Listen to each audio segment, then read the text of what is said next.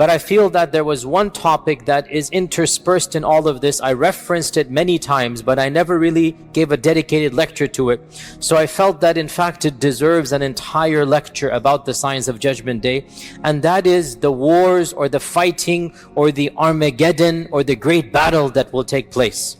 So I referenced this a number of times. There are many traditions that mention warfare towards the end of times. And the fact of the matter is that these traditions, although numerous, they are cryptic as usual because we don't have a chronology. We don't have all of these ahadith talking about one war or many small wars or wars that go over many decades or many centuries. We don't know. It's simply predictions of Judgment Day. And there are some wars that simply, some ahadith that simply say of the signs of Judgment Day is qital. There will be warfare. And the Prophet ﷺ predicted you will have days of haraj. They said, what is haraj? He said bloodshed. So there are predictions of lots of wars. Now, does this mean the time of the Sahaba, the civil war, all the way throughout Islamic history where the Muslims are fighting? Or we are talking about only one time frame? This is where there's no clear-cut answer, and Allah knows best. So today's lecture will be somewhat, a lot of it is my own ijtihad in terms of piecing together. Obviously the ahadith I'm quoting you are ahadith, there's no ijtihad there, but trying to find a chronology, trying to make sense out of all of these ahadith, it's human ijtihad. And Allah knows best, it is my reading, and Allah Azza wa Jal knows best, that these ahadith predict firstly a continuation of wars from the time of the Sahaba up until Judgment Day, or more to be more precise, up until the Great War. But secondly, there are a number of ahadith that mention civil war between the Muslims towards the end of times. A massive war that will take place between the Muslims. And also, there's a series of ahadith that mention a big war between Muslims and an ally and a non-Muslim. So Muslims with one group of non-Muslims versus another group of non-Muslims. And also, this is genre number 2. And then genre number 3, there are ahadith about the big war. In Arabic it is called al-malhamatul kubra. This is a prophetic term. Al-malhama. Malhama means the disaster, the catastrophe, or the bloodshed. Malhama, just the bloodshed. And this is the equivalent of the Christian concept of the Armageddon. So there are a number of ahadith that mention a civil war. That's not the Armageddon. That's before the Armageddon. Then there are hadith that mention a big war, but not quite the big war. So there will be a big war, but not the big war. And this is all ijtihad because some ulama have merged them all together. And then there are hadith that mention the big war. And of course, the big war, the malhama, is between Isa and Dajjal. That is the end, the final battle that will take place. After that, there might not be any more wars. After that, as we're going to come to later on, that might be the end of all wars, and then other things will happen after that. So Allah knows best. This seems to be the in a nutshell what we are talking about. Once again, first and foremost, a series of continual battles, mini battles. The Prophet ﷺ predicted, once the sword is unsheathed from my ummah, it will never be put back. This is a generic hadith. The Muslims will be continually fighting petty battles from the time of the Sahaba. Major battles took place, Battle of Siffin, Battle of Jamal. Continuation throughout Islamic history, Muslims have been fighting one another. You look at right now what's happening, Muslims are fighting one another, right? This is standard, it's going to happen. Then there will come a time where there will be major wars between the Muslims. And there will come a time there will be a major war between Muslim and non-Muslim on one side and one other non-Muslim on the other. Now, whether this is going to be before and after the big major war between Muslims, we don't know. We don't know. And then it will conclude with what? With the big war, the Malhamatul Kubra. So today, inshallah ta'ala, let's discuss some of those traditions and get a clear understanding of what this notion is. We begin with the famous hadith in Sahih Tarikh of Ibn Asakir, which is oft quoted many times. It is authentic hadith where Abdullah ibn Hawala said, we were with the Prophet ﷺ and we complained to him how poor we were and that we didn't even have clothes to wear. We're complaining to him. So the Prophet ﷺ said, rejoice, don't worry about that. For I am not worried that you will live in poverty. La wallah, I'm not worried that you're going to live in poverty. Wallahi, this ummah will be in continual good until Allah subhanahu wa ta'ala opens up the lands of the Faris, the Persians, and the lands of the Romans, that's the Byzantine Empire, and the lands of Himyar, that is Yemen. So in Mecca, the Prophet ﷺ predicted, don't worry, we will conquer the Persian Empire, and that happened. And we will conquer the Byzantine Empire, and that happened. And we will conquer Yemen, and all of that happened. Then the Prophet ﷺ said, you will become 3 armies. So he said, you will become. This is the ummah. This is the civil war we talked about between the Muslims. You will become 3 armies. Jund bil-Sham, wa Jund bil-Iraq, wa Jund bil-Yemen. An army will be in Sham, an army will be in Iraq, and an army will be in Yemen. And wealth will be so much that a man will be given 100 dinars. Now 100 dinars, maybe if I were to say in our times, like $5,000. It's a large amount, but not an obscenely large amount. 5,000 is no joke. 100 dinars is a good amount of money, right? A person will be given 100 dinars and think, this is nothing. This is not a good amount. In other words, wealth will be so much that a good amount of wealth would be considered utterly trivial. Ibn Hawala said, Ya Rasulullah, when that happens, which of these 3 armies should I be with? Which of these 3 armies should I be with? The Prophet ﷺ said, I tell you to be in the army of Ash-Sham, of Syria, because it is the chosen of Allah's people, and it is where the Qiyamah will take place. So the Prophet ﷺ predicted that there will be 3 armies, an army in Ash-Sham, an army in Iraq, and an army in Yemen. And he told Ibn Hawala, choose the army in Yemen. I already mentioned, in Ash-Sham. I already mentioned another hadith that I mentioned right before going for Hajj. We mentioned that when I mentioned the concept of the Mahdi. We went over this hadith quickly. It is in the 6 books, the authentic hadith, Sunan ibn Majah, where our Prophet ﷺ said, this is about the Mahdi. We jumped to the Mahdi part. There was a phrase there I glossed over, and that is, يَقْتَتِلُ عِنْدَ كَنْزِكُمْ ثَلَاث كُلُّهُمْ إِبْنَ خَلِيفَةٍ. 3 sons of a Khalifa will fight amongst you at your treasures, for your treasures. What treasure is this? Some have said this is the treasure in Mecca. There was a treasure buried once upon a time, but the hadith doesn't mention Mecca, and it is my opinion, it doesn't make sense to interpret it as Mecca. Rather, there will be a treasure of the ummah. Oil, natural resource, Allah knows best. There will be a treasure belonging to the ummah. And 3 sons of a Khalifa, 3 princes, all of their fathers are royal family, all of their fathers are ruling. So 3 sons of a Khalifa will fight one another. So these are within the ummah. This is the internal civil war that we talked about. And none of them will be victorious. They're all 3 gonna fail. None of them will be victorious, and then the black flags will come from Khurasan, and then the Mahdi, and then the hadith goes on. So we jump to the Mahdi, but where does it begin? There will be an internal civil war. And what this hadith shows is that the Mahdi will come at a time when the Muslim ummah itself is internally fighting. And the Mahdi will unify the ummah from within.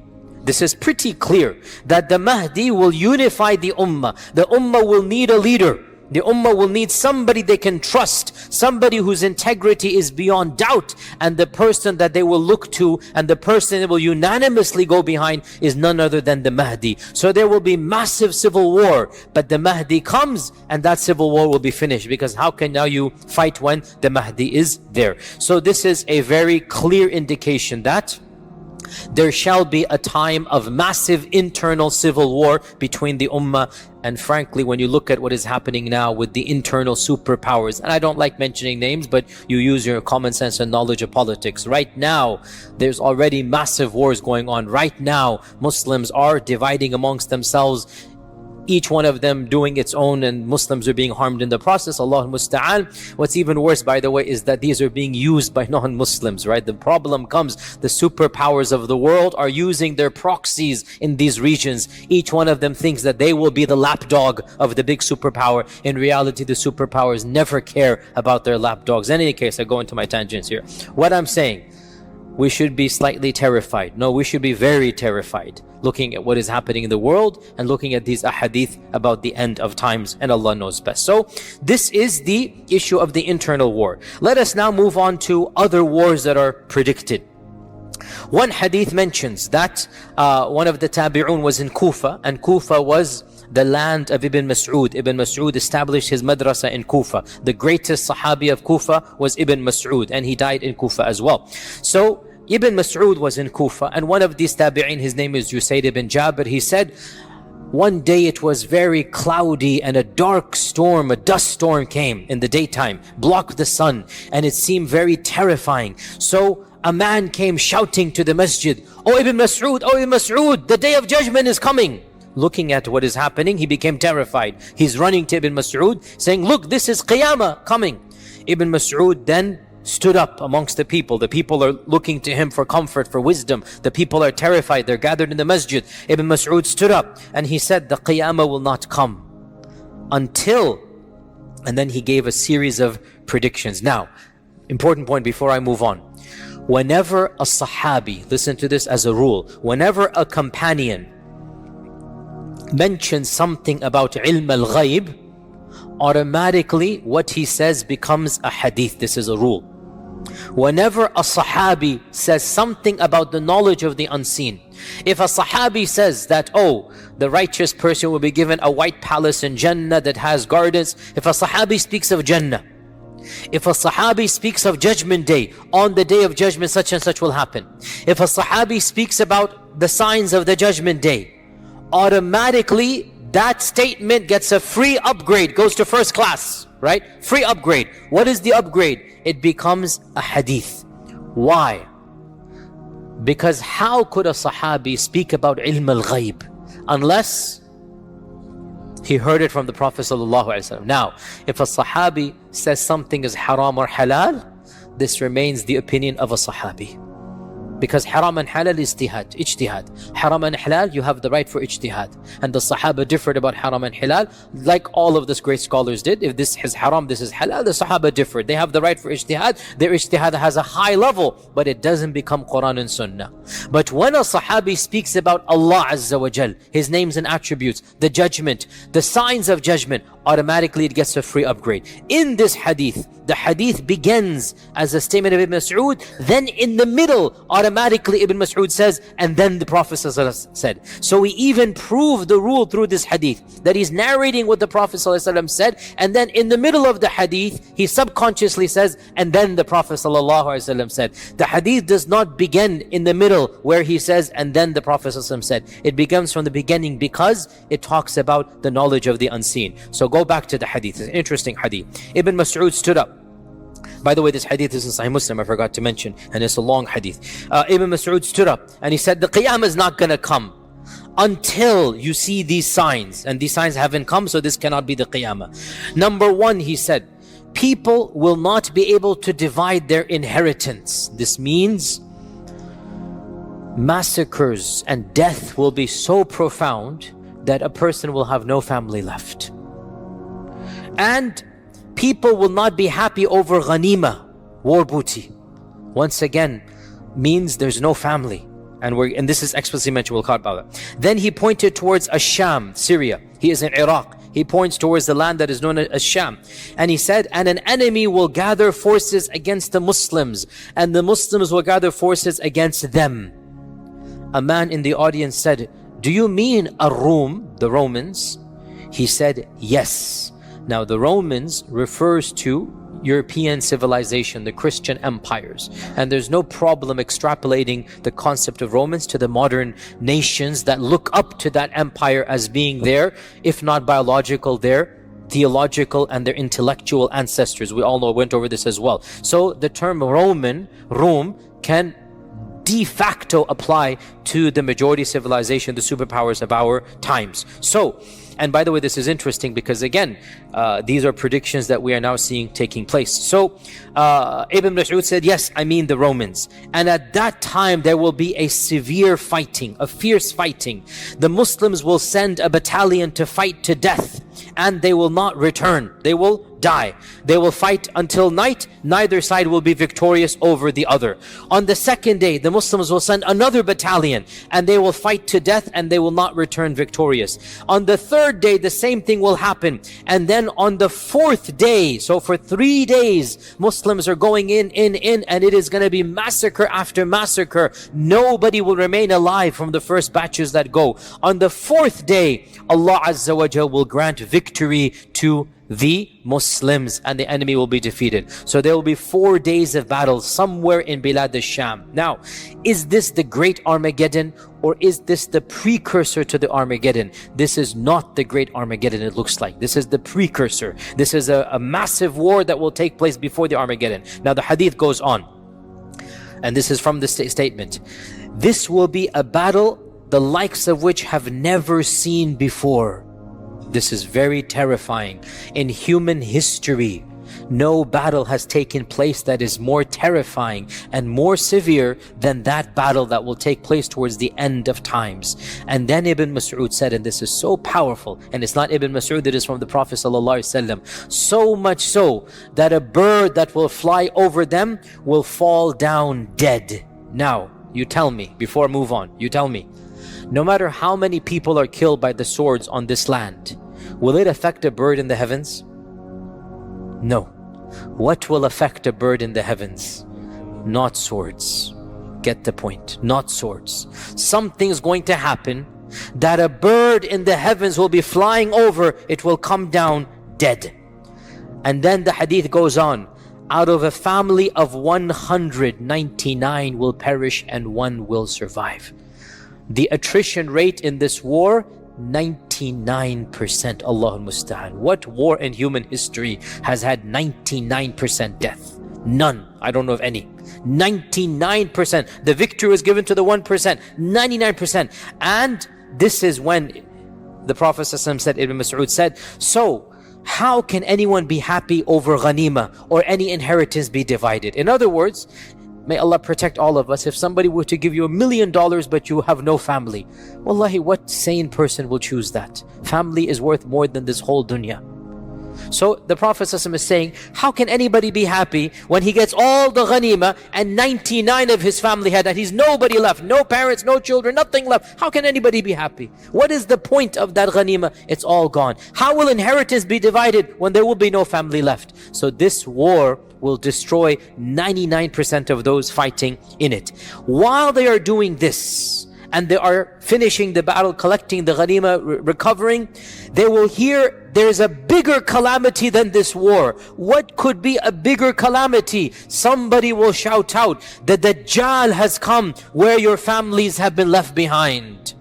So in that state, tired, bruised, bleeding, but their families are being attacked, whoever is remaining in the land that they left behind, Bilad al-Sham, wherever there is, they will run, they will rush back to that land, and they will discover that it is a lie. It is not true. And in one hadith it is mentioned that they will send their 10 best horsemen to go verify that news. The 10 fastest horsemen. And then the Prophet ﷺ said, I know their names and the names of their forefathers and the colors of their horsemen, the colors of their horses, and they will be the best horsemen on the face of this earth. Now, does this mean we will go back to horses and swords? If there is that type of war, in all likelihood we will. If there is that type of war, when nuclear weapons and whatnot and every side and whatnot, then we will go back to those days when there was no electricity and whatnot. We're going to go back to this. Or is it possible that when the Prophet is saying horse, he means a vehicle? This is also possible. It's not too much of a stretch, and Allah knows best. So this hadith mentions, now, does this hadith mention the Mahdi? Yes or no? Where? But does this hadith mention the Mahdi? No, it does not. But other ahadith mention that the Mahdi will be the one that will be there when the news comes that the Dajjal is around. So it appears that this big war that is being referenced is a war that the Mahdi will participate in, even though he's not mentioned in this one, right? So it is a war between Ar-Rum and between the Muslims. It is a massive war. Now, many have said this hadith is a reference to the Armageddon. And it could be true. Because here's the point. Is the Armageddon one battle or is it a series of battles? It goes back. If it's only one battle, then in all likelihood that will be Dajjal and Isa ibn Maryam. But if it is a series of major battles, then it makes sense that this hadith in fact is one of those big battles of the Armageddon. Allah knows best. The next hadith we'll mention, which is a very cryptic one, and it has been used by the terrorist group known as the Islamic State as their basis. We don't agree with this group, and I have very publicly criticized them, and all you need to do is look at how much damage they have done a lot of times. And by the way, I gave many lectures about this. Obviously I'm new to the community still, but you will know inshallah when we go on. SubhanAllah, look at what the Prophet said about the Kharijites, the Khawarij. He said, their speech is beautiful, but their actions are deadly. Their speech sounds good, it is sweet, but what they do is evil. And this is exactly what these groups, all of them, if you just listen to snippets, oh, we will re-establish Allah's command and we're going to do this, we're going to do that, then you look at what they do and the number of Muslims that they have killed and their tactics and you realize these are exactly the Khawarij, like the Prophet ﷺ said. Read the descriptions of the Kharijites, look at what they did to the Sahaba, look at their philosophy and attitude, and wallahi you will see all of these groups, they might speak that which sounds like honey, but in reality their harm is much worse than even the harm that non-Muslims do. And this is the reality that we see with our own eyes. So this group known as the so-called Islamic State, which is now on its last legs and it will inshallah be completely eliminated, this group used the hadith I'm about to quote you as its basis, as one of its main bases, and it is authentic hadith, and it is the hadith in Sahih Muslim. Abu Hurairah narrated that the judgment will not come until a Rum will come out to fight you at a place called A'maq or Dabiq. Now, Dabiq is, and A'maq is close to it, Dabiq is a city in Syria. And the so-called Islamic State took it as its capital. And they intentionally fought to get a small city, a very mid-sized or small-sized city. They wanted to capture that city. Why? Because it's mentioned in this hadith. And we had said a few weeks ago that it is not allowed to do what? Do you remember? I mentioned this very clearly. It is not allowed to do what? Write a screenplay from the hadith. We don't write a Hollywood drama from the hadith. It happens, it will happen. We do not extract a drama and enact it. We've seen what happened throughout history when people have attempted to do that. No, we don't do that. It happens, it will happen. But you don't think you are the one who's going to go do that. We have seen time and time again, people have attempted to do that and it has failed miserably. And one of the most important examples, this is another example of ISIS and Dabiq and whatnot. Another example we mentioned is Juhayman and his takeover of the Kaaba, and he thought he would enact all of the hadith that are mentioned, but he couldn't, because again you have to pick and choose, just like over here. And anyway, so the hadith goes on that the Romans will come and fight you at a land called Dabiq, and the best of the people of earth from the city of Medina will leave Medina and fight against them. When they are getting ready for war, lining up for war, listen to this, very cryptic. The Romans will say to the Muslims, leave us with the group amongst you who have forsaken their religion. We want to fight them. I'll explain.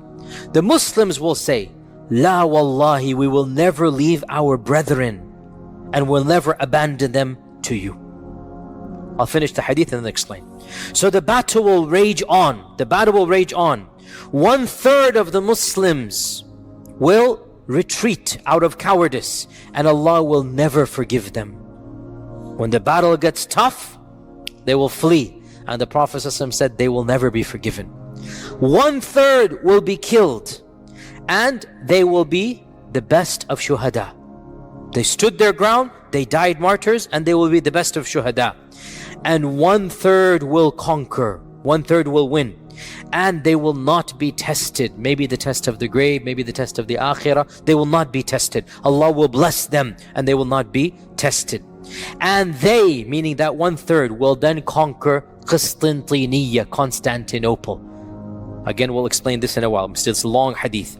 When they will be dividing their ghanima, after they've hanged their swords on the trees to be oiled, then they will hear shaitan cry out that Dajjal has appeared amongst your children. Thinking it to be true, they will march to fight the Dajjal, but they will find it to be a lie, and they will reach Bilad al-Sham, Syria, and when they have lined up to pray Fajr, that is when Isa ibn Maryam will come down after the Dajjal has actually come, and he will then lead the Muslims in war and battle. And when Aduwallah, the Dajjal, sees Isa ibn Maryam, he will melt like salt is dissolved in water.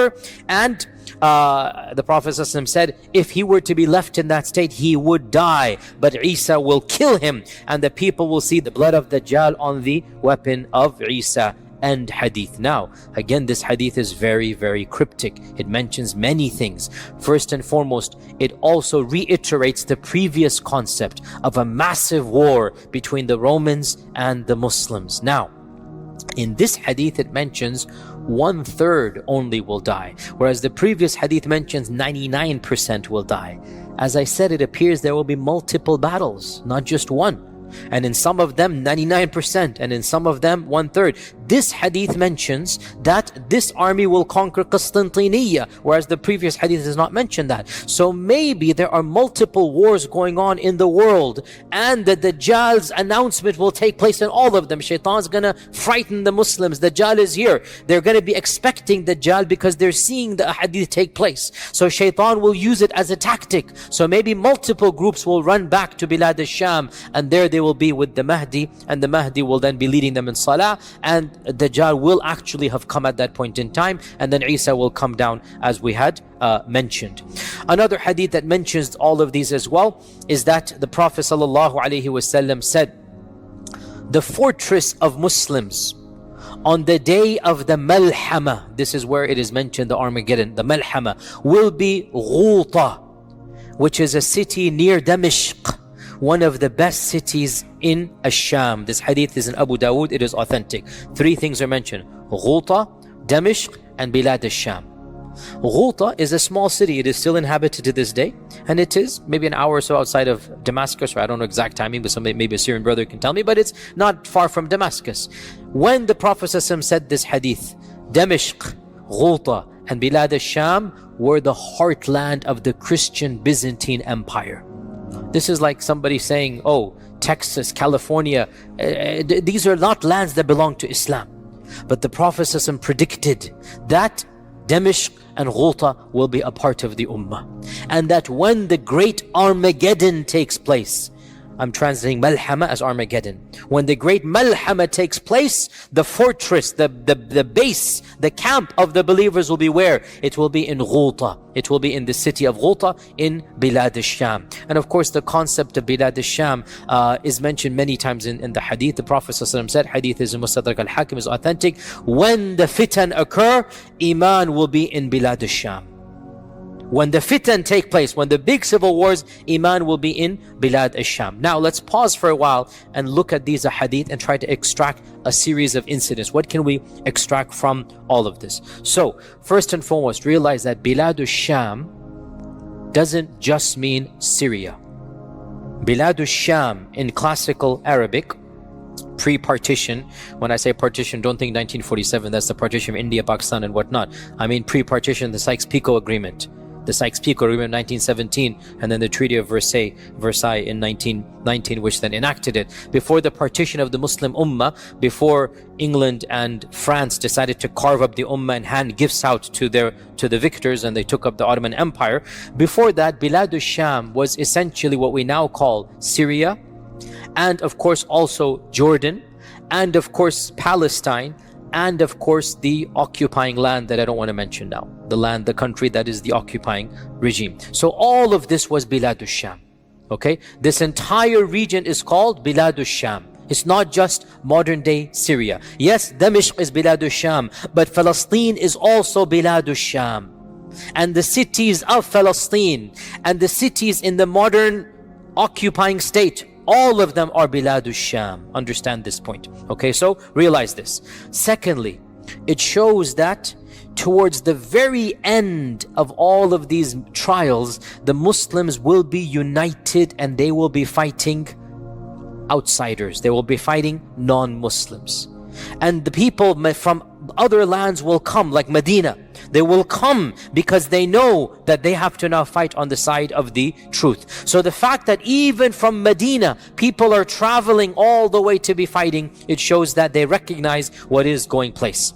It is also very clear that these wars are taking place with the Mahdi being alive. And when the Mahdi is alive, there is no civil war. How can you fight when the Mahdi is on one side, right? So this is a war between the Mahdi and the believers on one side and the unbelievers on the other side. This is a very clear issue. It also shows, as I said, that in all likelihood we're talking about multiple wars. Or maybe, Allah knows best, the Mahdi himself is going region to region. In one battle, 1/3 will die. In another battle, 99% will die. Allah knows best. Again, we don't know. We're just putting all of these together. And the fact that the bird is mentioned shows that this isn't your typical war. That chemical or nuclear or whatever seems very likely in these types of a hadith. Wallahu al-musta'an. Also, what is this cryptic phrase where the Rum are going to say, hand us our brethren, and the Muslims will say, no, they are our brethren? What is all of this? This is very interesting. It appears, and Allah knows best, that there will be a large group of converts from Bilad al-Rum to the land of Islam, and they will be fighting on the side of the Mahdi and the Muslims, and the Bilad al-Rum are going to view them as being traitors. And from their perspective, they're right. From their perspective, they're right. They are traitors. So they will say, first, we want to deal with these guys because they betrayed us and our values. And the Muslims will say, what? They're not your guys, they're our guys. La wallahi, we will never abandon our brethren for you. This hadith is Sahih Muslim. It's really profound, and inshallah it indicates that there will be massive conversion. So much so that the Bilad al-Rum remnants are angry that how come you have those people? They're angry, they're irritated. And this also shows that these hadith are not anti-Semitic or anti-Western. No, it is good versus evil. And you will find people of all ethnicities on the side of good. And you will find people of all the ethnicities on the side of evil as well. We talked about this last week. These hadith are not anti-Semitic. There will be righteous people who see the truth and they will be fighting on the side of truth. And that's why the other group will demand we want them back to us. Another hadith, now we move on to other hadith and then again go back. As for the issue of Qastantiniya, we'll come back to it. A very interesting narration goes back to Ibn Hawala, Abdullah ibn Hawala. He has a number of interesting narrations about Judgment Day. Abdullah ibn Hawala, the Prophet ﷺ said, O Ibn Hawala, when you see the Khilafah having been descended to Al-Ard al-Muqaddas, which is Jerusalem, when you see the Khilafah having been descended to Ard al-Muqaddas, then know that the zalazil and the fitan and the balaya are coming, meaning the great wars and whatnot are going to happen, and that Qiyamah is closer to mankind than my hand is to you or to your head. So his hand was on, Ibn Hawala's chest or whatnot. So know that Qiyamah is closer to mankind than my hand is to you. Now, this hadith tells us there shall be a khilafah, but not based in Mecca or Medina, not based in Iraq like the Abbasids, not based in Damashq like the Umayyads, but rather based in Al-Ard al-Muqaddas. إذا نزلت الخلافة بأرض المقدس. Now, in all likelihood, this is the Mahdi. Some have said maybe it's before the Mahdi. I am highly skeptical. There's too many ahadith that mention civil war and fighting and whatnot. And the ummah has never been united since the time of Uthman radiallahu anhu and Ali. Do you think it's going to get united again? But we strive for unity. But realistically, it's not going to happen until the Mahdi comes. Also, our Prophet predicted that the Khilafah will come back towards the end of times. ثُمَّ تَكُونُ خِلَافَةً عَلَى مِنْهَاجِ النُّبُوَّةِ Hadith is Musnad Imam Ahmad. Then there shall be a Khilafah upon the prophetic methodology. In all likelihood, this is, Allah knows whether this ijtihad is correct or not, but in all likelihood, it seems to be none other than the Mahdi himself. And the Prophet is telling Ibn Hawala, when the Mahdi comes, judgment is going to come tomorrow. And that's very true. When the Mahdi comes, go to him, be with him, and the judgment is going to be the very next day, basic meaning immediately after that. And that's again very clear. Now, another point here as well, another issue, which is again, all of these hadith, you just have to try to sift through them, see if we can understand them. So another issue that is explicitly mentioned is the conquest of Qistintiniya.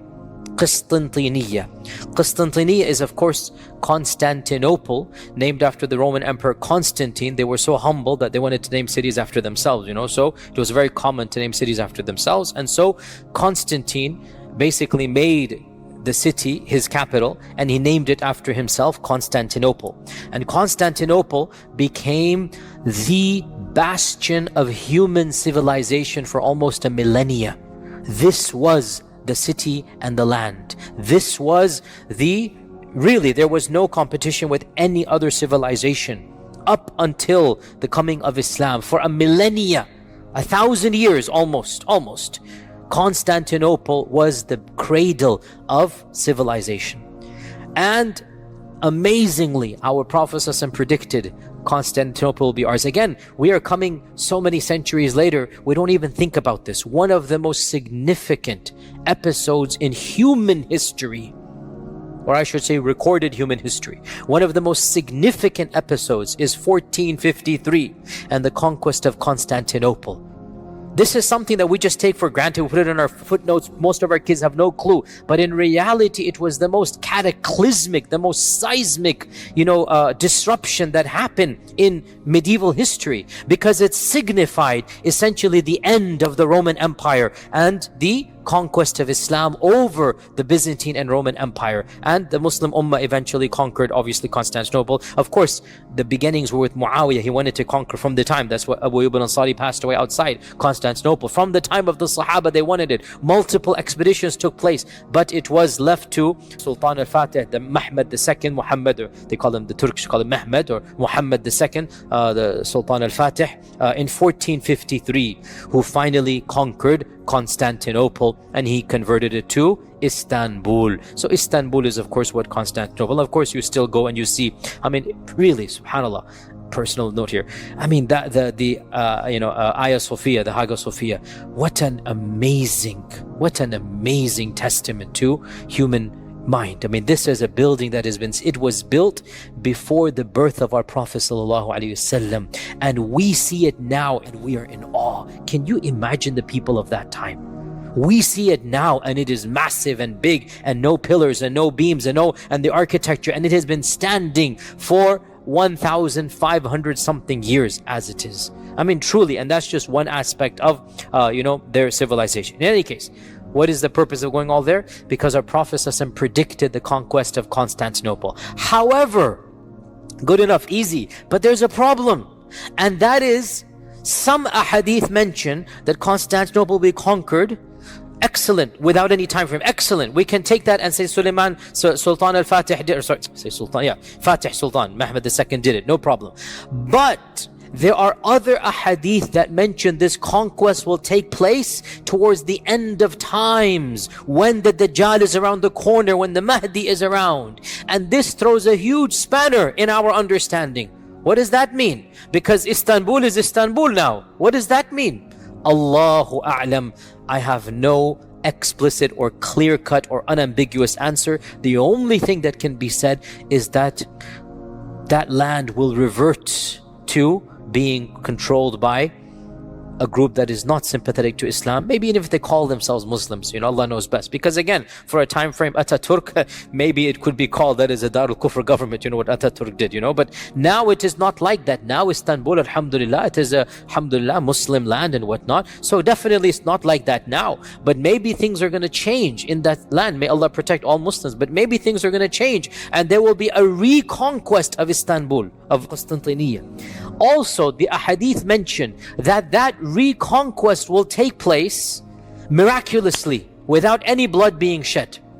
That was not Sultan Fatih. Sultan Fatih, it was a bloody war. It lasted many months. There was a siege, there was a military, there was a navy, there was an army, there was a blockade. It was a standard war. Many people died. That's not what the hadith predicted. And again, you cannot enact a hadith. Alhamdulillah, Sultan Fatih conquered it, but that's not what the hadith predicted. We'll mention these hadith. Now, of these hadith, now this is a hadith I'll quote you. It is in its narration, in its chain is a weak narrator, so it is a weak hadith. So we're just mentioning with the disclaimer it is a weak hadith. Abdullah ibn Amr ibn al-As said, "You will fight Constantinople 3 times." Does he mean the city of Constantinople?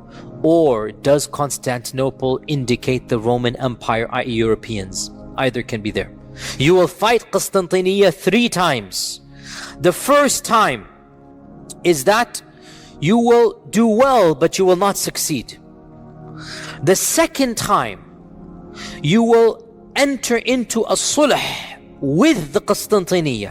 So much so that masajid will be built inside Constantinople. Now this is really bizarre because masajid did not exist in Constantinople up until 1453. And now there are only masajid in Constantinople. But this doesn't seem to be reference to that. Again, all of these are cryptic. So until there's a sulh between the Romans and there are masajid inside Constantinople, then you will return for a 3rd time and you will conquer it with the takbir. You will say Allahu Akbar and it will be conquered. And the Prophet ﷺ said that 1/3 of Constantinople will be destroyed and 1/3 will burn down and 1/3 will be divided amongst you. Now this hadith seems to indicate a final conquest of Constantinople, and this is something that once again it is mentioned in another hadith which the majority of scholars have interpreted to mean Constantinople, and I'll mention it now. Now the hadith I just quoted you, it is weak. It is mentioned in the Kitab al-Fitan of Nu'aym ibn Hammad and it is weak. The one I'm about to quote you now, it is authentic Sahih Muslim. These 2 hadiths seem to add to some concept. What is it? The hadith is as follows. The Prophet ﷺ asked the Sahaba, this is a famous hadith, Sahih Muslim, have you heard of a city, half of which is in the water and half of it in the land? Or in another narration, have you heard of the city, part of it is in the water and part of it is in the land? The vast majority of our commentators said this is Constantinople, because Constantinople, essentially it divides Asia from Europe. You have the Bosphorus Straits, right? And you have that city that, it's considered that it is basically 1/2 this way, 1/2 that way. So the majority of our ulama, and Nawawi ibn Kathir, others, they say this is Constantinople that the Prophet is describing. They said, yes, we have. Listen to this now. The Prophet said, hadith is in Sahih Muslim, the Qiyamah will not happen until 70,000 of the Bani Ishaq will conquer it. Not the Bani Ismail, the Bani Ishaq will conquer it. And when they come to it, they, the Bani Ishaq, will not fight with swords, nor will they fight with arrows. Rather they will say, La ilaha illallah, Allahu Akbar, and one of the sides will fall down. Then they will say, La ilaha illallah, Allahu Akbar, and another side will fall down. Then they will say, La ilaha illallah 2, 3, 4 times until all 4 sides will be fallen down. And then they will enter the city and begin to distribute his ghanima. And while they are distributing his ghanima, the shaitan will call, or a crier will call, that verily the Dajjal has come out to your family, and they will leave everything and return to their family. End hadith. Now, we've heard the similar hadith before, but now we have an added detail. What is that detail? 70,000 of the Bani Ishaq will conquer Constantinople. So, putting all of this together, it is plausible, very reasonable to say that the armies of the Mahdi will be fighting at multiple places in this world. And some of the fighting will be more severe than others. And one of the very end of those battles will be the battle of the conquest of Constantinople. But in this battle, there will be no war. There will be no blood. There will be no swords. It will be a miracle given to them. The people in that battle will come and find the walled gates, and they will realize they cannot fight the people of the city, but they will know this hadith. And the Prophet is telling them, you're going to use this tactic of mine. He's telling them what to do, and they believe in the hadith, so they will use this tactic. So they will say, La ilaha illallah, Allahu Akbar, 4 times, all of them in unison. Their takbirat and their tahlilat, they are going to cause the walls to fall down, and they will conquer the city without any bloodshed. And then the news will come, Dajjal has come. So they will flee back to Bilad al-Sham from Constantinople, only to discover it was a lie. Then when they're in Sham, Dajjal will actually come, and then they're wondering what to do or fighting him a few times, and then Isa will come, and then as we had mentioned before, it resumes. Now, who are the Bani Ishaq? Some ulama have said that this is a reference to the Romans, that they were considered to be, the Arabs would call them, because Bani Ishaq is not, it's not the standard term for the Yahud. Bani Israel is the standard term. And who is Israel, by the way? Yaqub, not Ishaq. Because Ishaq had multiple, or he had 2 sons, right? Is or Is and Yaqub, Jacob, right? Esau and Jacob, according to the Old Testament, right? So Allah knows best.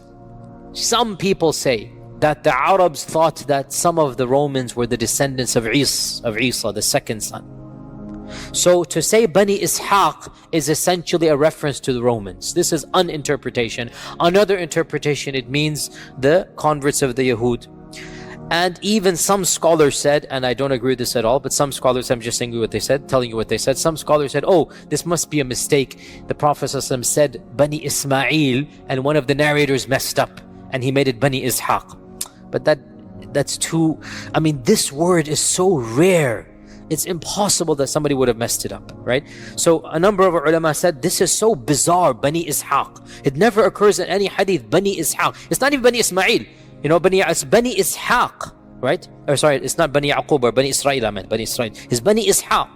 And it appears, and Allah knows best, this goes back, because the term 70,000 is mentioned. It goes back to the other hadith, which is very clear that there are going to be 70,000. Now remember, 70,000 in Arabic does not mean exactly census 70,000. It is a broad figure. You know, we say in English, man, I called you a dozen times. You don't mean a dozen, right? Now, if you say, I called you 7 times, you mean 7, right? But you say, I called you a dozen times, or I called you 100 times. Everybody knows you don't mean it literally. In Arabic, 7, 70, 700, 70,000. This is the generic. When you say 7, you mean I called you a few or something. When you say 70, it's around that. So 70,000 basically means around 100,000 or 50,000, around that much, right? It's not exact 70,000. So the Prophet ﷺ is saying there will be 70,000 converts, essentially. This looks like we're deriving this from all of these hadith. Means like 100,000 of them have converted. That's not a minor amount. And they are fighting on the side of the Muslims. And it is at their hands, the hands of the converts, that Constantinople will be conquered. Not at the hands of the born Muslims. It will be those who are pure, those that have chosen to fight with the truth. Allah will bless them, that when they say the takbirat, their takbirat will cause the walls of the city to fall down, and they will then conquer Constantinople or Constantinople. طيب. Now, this is the standard interpretation. I am sympathetic to it. A number of scholars say this hadith doesn't apply to Constantinople. Have you heard of a city, a part of it is in the ocean and a part of it is on land? That's what the hadith says. Another group of scholars says this hadith is a reference to Venice. Venice, canals, whatnot. And we say maybe, Allahu A'lam. What can we say? Maybe. I can't deny it, can I? Because the hadith doesn't mention Constantinople. However, other hadith mention Constantinople. No hadith mentions Venice. So, Allah knows best. I am sympathetic to this hadith being Constantinople, but we cannot negate that it might possibly be other cities as well, and Allah knows best. Now, we've talked about the Malhama, we've talked about the civil war, we've talked about the Romans on one side and the Muslims on the other. We've talked about the conquest of Constantinople. There's one set of hadith also left, and that is during one of these series of wars, or maybe before all of this begins, because we don't know. Chronology is not mentioned. We do not know. Towards the end of times, the Muslims and the Romans will form an alliance against a third party. Now this is very atypical from the other ahadith, because all the other ahadith mention what? That the Romans on one side and the Muslims on the other side. Correct? So, in my humble opinion, and Allah knows best, these ahadith apply at the beginning of the Armageddon. Things are going to happen where Muslims and Romans will ally with one another, and then that alliance will be destroyed, only to get worse and worse until the Mahdi and Dajjal and Isa come. And Allah knows best. And during this time frame, people will convert from the Roman side to the Muslim side. Okay, what are these ahadith of this alliance and treaty? And also these are authentic hadith. This hadith is in Abu Dawood, that Auf ibn Malik al-Ashja'i said, I visited the Prophet ﷺ during the Battle of Tabuk, when he was in the Battle of Tabuk. And his tent was made out of leather. His tent was made out of leather. So I sat in front of the tent. The Prophet ﷺ gave me permission. He said, come in, Ya Auf. So, and this shows you how eager the Sahaba were, that Auf was sitting outside, and the Prophet ﷺ saw him from the opening. He saw Auf. He said, come in, Auf. Auf said, Ya Rasulullah, all of me come in or only a part of me come in? Means, should I just stick my head in, or do you allow my full body to come in? Yani subhanAllah, the Sahaba were so particular of the permission. Like, what are you allowing me to come in? This is your private space, Ya Rasulullah. When you say come in, are you saying I fully come in, or do you want me to just put in my head and talk to you? So the Prophet said, no, kulluk, yani all of you come in, your whole body come in. So Auf came, and he said to the Prophet, the Prophet said to Auf, O Auf, count 6 things before judgment will happen. He gave him a prediction. Count 6 things before judgment day. Number 1, Mawti, my death. Auf said, as soon as I heard that, I was shocked and saddened. SubhanAllah, we take, obviously, the Prophet not being amongst us, we take it for granted. We're born that way. For the Sahaba, they could not imagine a world without the Prophet. They could not imagine. It's something their mind could not conceive of. And that's why when the news came at Uhud, what happened? The Sahaba, they reacted the way they did. And that's why when the Prophet actually passed away, Medina was in gloom. As Anas said, we had never seen that sadness in our whole lives, right? So they could not imagine a world without. So they never thought, may Allah protect all of our loved ones, but we can never imagine living without our loved ones, with our parents. We don't, the world is there with them. Then when they go, that's when the shock comes to us. So the Prophet is saying, count 6 things. Number 1, Mawti. Auf said, it was a shock to me. It was, what? Your maut? Before his mind can grasp. Number 2, 3, 4, 5, 6 come out. So he has to pay attention. Number 2, he said, then the Prophet saw him shocked. He said, count that as number 1. He's emphasizing. The first sign of Judgment Day is the death of the Prophet ﷺ. That's the first sign. His death is the beginning of Ashrat al-Sa'ah. Number 2, he said, Fathu Bayt al-Maqdis, the conquest of Maqdis. Has that happened? Yes, in Abu Bakr's time. Bakr's last day of Khilafah was the conquest of Bayt al-Maqdis. And the first day of Umar, he received the Khilafah and the news of the conquest on the same day. Fathu Bayt al-Maqdis. And when he said this, it was impossible to even think of Bayt al-Maqdis being in Muslim lands. Wallahi, it is one of the biggest miracles of the truth of Islam that our Prophet predicted these things, and they took place within a year after his death. A year after his death, Bayt al-Maqdis is conquered. And if you really understand history at that time, this was impossible to conceive of. That this small group of Muslims in Medina who have not yet even conquered Mecca, and they're going to go conquer Bilad al-Sham and Bilad al-Rum and Bilad al-Faris. It's inconceivable. And yet within a year that took place. One of the most unexpected historical turns for Western historians is the rise of Islam. It is inexplicable. They cannot explain it. How could a group from their perspective of ragtag Bedouins come and disrupt human civilization, destroy the Sassanid Empire, carve out the Byzantine Empire, create a civilization that was even more glorious than the both of those previous ones combined? They don't understand how that happened. So for us, our Prophet ﷺ said, number 2, it will be the conquest of Jerusalem. Number 3, a plague that will come amongst you and destroy your children and your wealth and property, and it will purify your good deeds. Our scholars say this is the plague of Amwas in the 18th year of the Hijrah. There was a massive plague in the time of Umar al-Khattab. It was the worst plague of early Islam, and they say this is that prediction. Number 4, wealth will be distributed amongst you so much that if a person is given 100 dinars, he would not be happy. The Sahaba were very poor. 1 dinar was a big deal. 100 dinars was a fortune to them. And we're now at a time when 100 dinars is, okay, no big deal. We're at this time now. Number 5, there will be a fitna, a trial that will not leave any of your houses except that it will touch it. Our scholars say, in all likelihood, this is the fitna of the Sahaba, that every single household was affected. Siffin, Jamal, Aisha, Talha, Zubayr, Muawiyah, Yazid, that fitan, that first war, the civil war that took place, they say this. Others say this might yet be another fitna that will happen. And then number 6, and this is what we're interested in. Number 6, there will be a treaty between you and the Romans. There will be a treaty between you and the Romans. And then they will betray you and march against you with 80 banners, under each of which will be 12,000 troops. In other words, 100,000 people. This hadith is in Ibn Majah.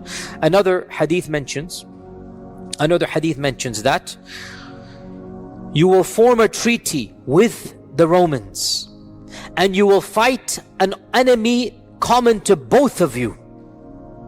You will form a treaty with the Romans, and you will fight an enemy common to the both of you. Then you will be victorious, and as you are returning back, one of the Romans will raise the cross on a mount and say, "This has caused us victory." And a Muslim will get angry and destroy that cross, say, "Allah has caused us victory." And war will break out, and the Romans will break their truce. And then this incident of marching against you will take place. So these are only 2 or 3 hadith about this. That's it. But they predict another genre of predictions, and that is there will be a third enemy. Who is that third enemy? Allahu A'lam. But it's neither the Muslim peoples nor the Europeans. There is another power on the rise. May Allah protect us from all of them as well. But anyway, this Allah knows whether that power will be the actual one. So there will be a third race, a third group of people. You and the Romans will join hands in fighting them. And there will be an alliance between you. And you will be victorious. Once that enemy has been gotten rid of, then the Romans will essentially break their treaty with you because of this minor skirmish where a Muslim said, no, it's not the cross, and he destroys the cross, and it's between 2 people, but the Romans will take that as an excuse to destroy the treaty, and they will then attack you. They will march against you with 80 banners. Now, many of our modern scholars say this must be a reference to the modern United Nations or whatever. I say Allahu A'lam, Allahu A'lam. But 80 flags. 80 flags on one side. Every flag has a major 10, 12,000 people. That's a major war. So this is another prediction of a great Armageddon that will take place, and Allah knows best. Now, again, is this the Armageddon, or is it one of them? Again, it's all cryptic. Allah knows best. It can also be said, and this is a valid interpretation, I'm not denying it at all. It can also be said that the final battle between Dajjal and Isa will be an easy battle, not a difficult one. And that the Muslims will not die en masse in that battle. And that will be a gift to Allah to the believers. The hadith are not explicit. I'm simply saying it can be derived. How can we derive this? Because when the Dajjal sees Isa, what's going to happen?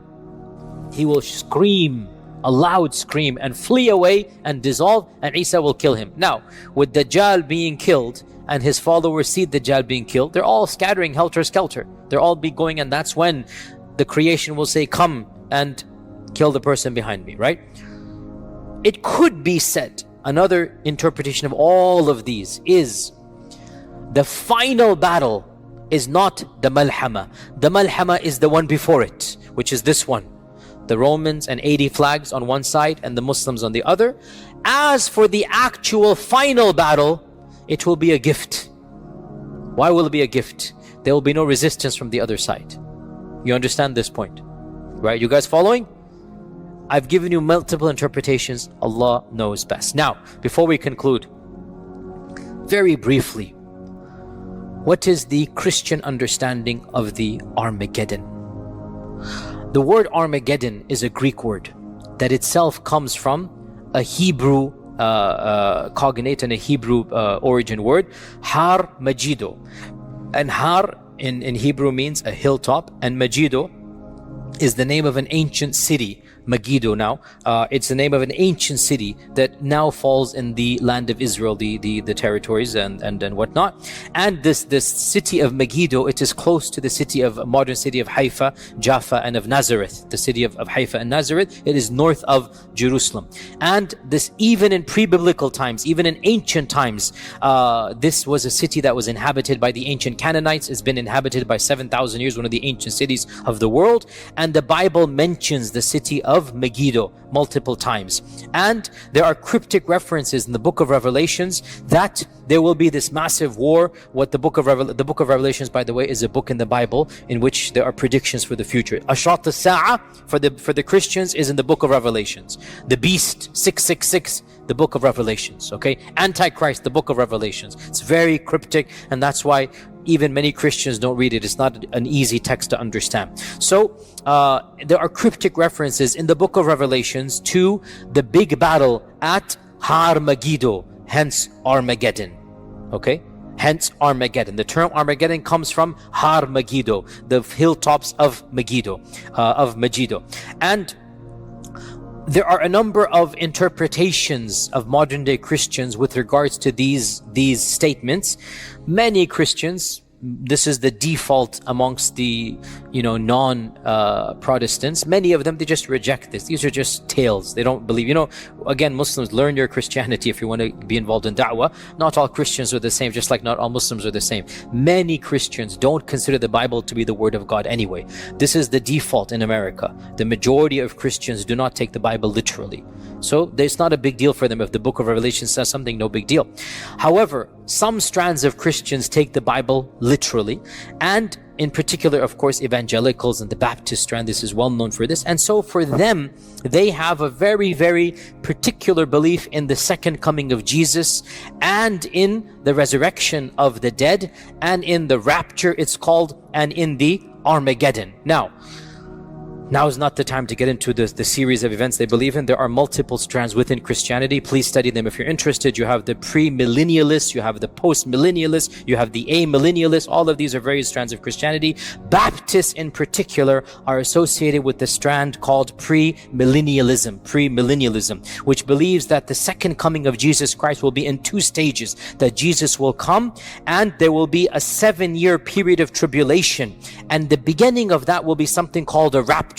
And what is the rapture? The rapture for this strand of Christianity, not all Baptists, but most Baptists and many Christians believe this, and it is becoming very common now. There's genre of literature and lots of famous books are being written that are science fiction, or not science fiction, fantasy and whatnot, Christian literature and cartoons and whatnot that are watched in Christian circles of the imminent coming of the rapture. What is the rapture? For them, they believe when Jesus comes down, Christians will rise up to meet him in heaven.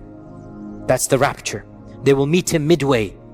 And they believe that for 7 years, there will be this battle between the forces of good and evil. The Antichrist will come. By the way, 7 years is also in Islamic literature. That's there as well.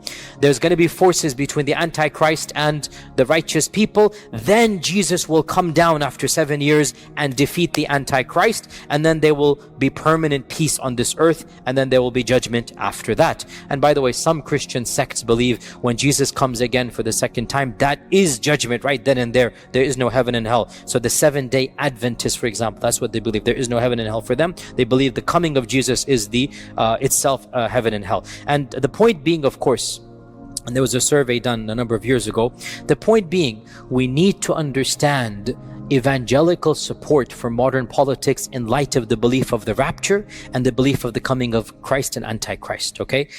Over 80% of evangelicals, over 80%, that's not a small number, evangelicals, not all of Americans, evangelical Americans, over 80% say that the creation of Israel in 1948 is in partial fulfillment of the biblical prophecy, and it is signaling the coming of Jesus Christ. And that is why I said this before, and again I have to get political.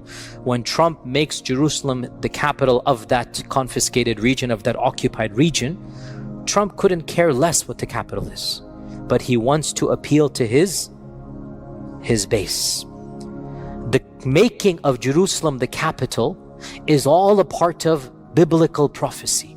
It is all a part of what they believe before the coming of Jesus Christ and before the rapture and before, all of this is going to take place. And so you need to understand this group of Christians that support this particular candidate, they don't care whether he's racist or not. Frankly, from their perspective, even if he's expediting the coming of Jesus, what's better than that?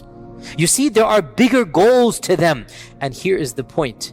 Armageddon, from their perspective, who's going to be on the other side? Hello, ya jama'ah. Muslims and Palestinians. Let's be brutally honest here. So why would they have any love for that group of people? Think about it, right? Their heart, qasiyatan qulubuhum, because they have theology that is clouding their humanity. They have theology that is clouding their humanity. They're not looking at them as breathing, living individuals anymore. They're looking at the second coming of Jesus. They're looking at Jesus coming back. They want to expedite that process. From their perspective, who is the Antichrist? My dear Muslim brothers and sisters, they call our Prophet ﷺ that title, A'udhu Billah, A'udhu Billah. I'm sorry to say this in a masjid of Allah, but we are living in a land where these theological beliefs impact politics. We need to educate ourselves. All that I'm talking about isn't just kalam and hearsay. No, it is realities that impacts policies that impacts us. So we need to understand our beliefs, and they're radically different from Christian beliefs. They're definitely not xenophobic. We believe many of the Romans will convert. They're going to be on the side of the truth. But they don't believe that. They believe all of us brown-skinned folk, and especially Muslims, all of us will be in the army of the Antichrist. That's their aqeedah. So why should they have any sympathy for us?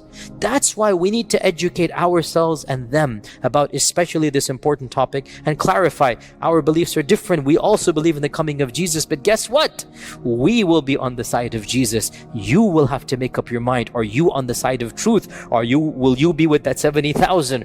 Or you'll be on the side of falsehood? Our time is up for today. Inshallah ta'ala. Sorry for no Q&A, but inshallah we'll try next time to give you an extended Q&A. Jazakumullah khair.